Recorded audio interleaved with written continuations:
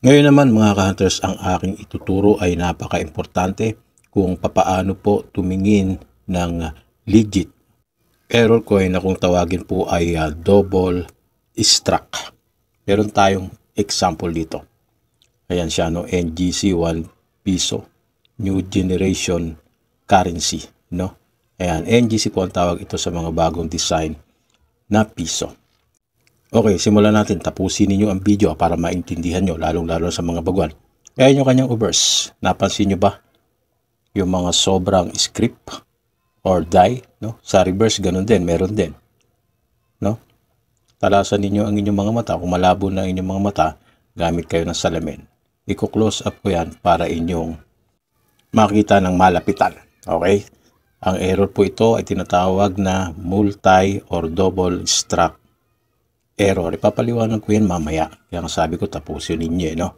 Para inyong maintindihan. Huwag nyo sayangin ang mga oras ninyo pag ako'y nagtuturo, no? Alright.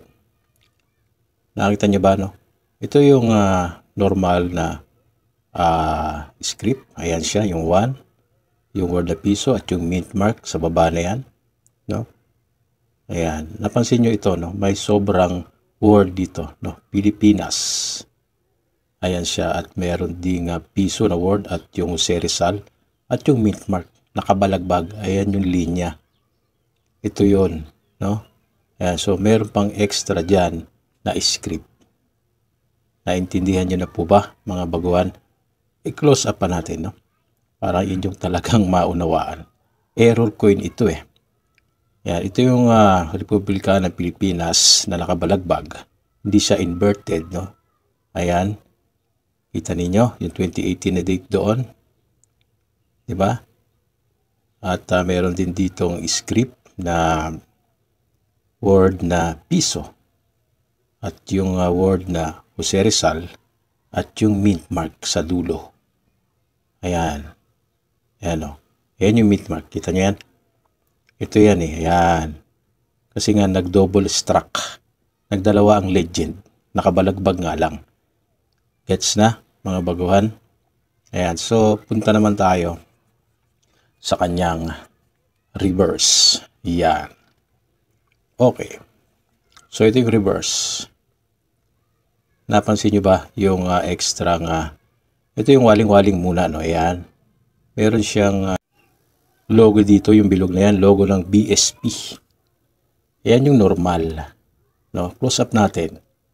So para mas makita ninyo, no? Na may sumubrang mga script dito. Kita nyo naman eh.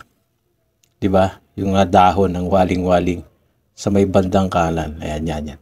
Kaya tuturo natin ha. Ayan, no? May sumubrang dahon dito kasi nga nag-double struck siya, no? Hindi nga lang ganun kadami. Ayan. Tapos, meron siyang logo dito. Ayan. Hindi nga lang din ganun kaklaro pero makikita mo, no? Ayan, bilog eh. Yan siya, ayan. O, di ba may script? Yun, no? Ayan, ito yan eh. Ayan, napunta rin dyan. Kasi nga, na-double struck. So, nagigets nyo na mga baguhan. Error coin po ito. Meron pong value ito sa mga mata ng kolektor. At meron ding excess legend doon or script pa yun, no? Di ba? So, maliwanag. Ganyan po ang pagtingin ng tamang error la. Legit. Meron po kasi mga multi-struck error na gawa po ng ng sindikato. Yan, waling-waling, no? Ulitin ko, meron kasi mga error coin, double struck na gawa ng sindikato. Ito, tinuturo ko sa inyo yung palatandaan. Dapat bilog pa rin yung barya na yan. At ito ang isa sa pinaka palatandaan. Tignan ninyo yung side kung nag-double struck din ba. Ayan, no? Yung portion na readed, nag-double din. Kita ninyo, oh. Yan, oh. Readed. Isa lang dapat yan. At nagkaroon siya ng guhit sa gitna. Ibig sabihin, nagkaroon siya ng split edge kasi nga sa pagka-double struck niya. Ayan, oh. Doble yung readed. Gets na, mga bro? Oh, ayan po, isa sa palatandaan na titignan nyo pag kukuha kayo ng double struck error coin. Meron pong bakas yan sa edge. Pati yung readed niyan, uulit yan. No, meron kasing mga error coin na double struck na parang may butterfly. Dumoble nga yung script pero iba eh, no?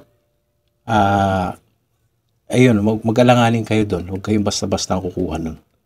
Kasi bilog pa rin dapat yan kahit ma-double struck yan. Ganito ang nangyari dyan. I-demo ko sa inyo kung bakit bumalagbag. Ito yung normal na piso, no? Yan. Pagka-struck niyan, isa lang dapat. So, nagkaroon siya ng script ulit kasi hindi agad nakalabas at na-struck ulit. Umikot yung planchet, kaya ganyan na nangyari. Gets nyo na? Diba ganyan yung script na nandun sa isang piso na yan, yung nasa ilalim. Ito yung Pilipinas, ito yung 1 piso, yung Serizal, at yung division na linyang yan. Kaalisin ko. Oh, diba? Sukat na sukat kasi legit eh. Na double struck siya, hindi agad naka-eject tong baryang ito. Kaya pag struck ng hammer, siyempre babakat yung die dyan. So legit po ito. Ayan ang palatandaan ng mga legit double struck error coin. Napakaganda i-collect nito at may value. So tignan nyo na ang inyong mga piso kung nangingilatis kayo. Isa yan sa tignan ninyo, no? So mag-iwan ng opinion, magpakita kung meron, titignan natin. Paki-share ng ating mga video para marami ding matuto. God bless.